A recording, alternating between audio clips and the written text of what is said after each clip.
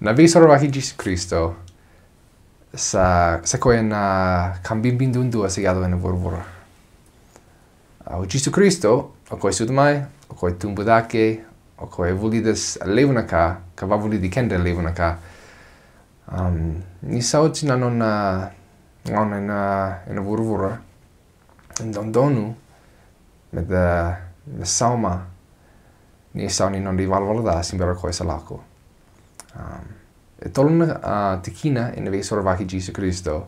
Na matai se koe na nona masunu ere teni.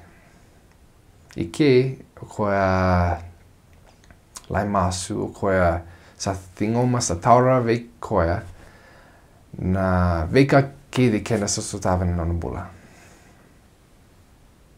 Koe ngona o koe roni ki la na nona kandrindre. Na veka kenda sosotava nona bula o koe sa ki la makawa.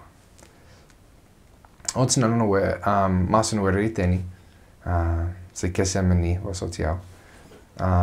O koe lai mate ne kau vialatai. Ike o koe sa vasota na veka ndrendri va yango. O koe nangonia na mate ne kau vialatai na ka mose duundua. Daki duundua. Sengin du tala na salamo mate e mose dake. O koe lai mate, kina kotolo ni kamba se koe na nona tutakatale mana mate. In baleti koe, ki nona tutakatale mana mate, kenda tale ngaura oni tutakatale mana mate. Na visorovaki Jesus Cristo se koe na sala, menda vevutuni, menda bakoda kia na non di valvalada, menda savsavatale, ka menda kili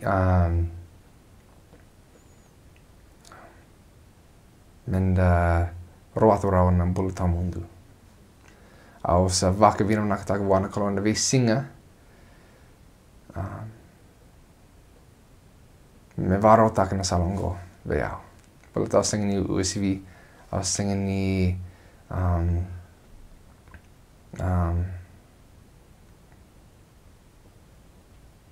au singing ni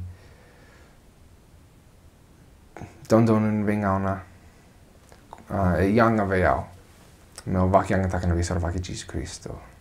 Au strati ki mundo na numi Jesu ki na visorovaki ka vaki anga taka ki no mundo bula.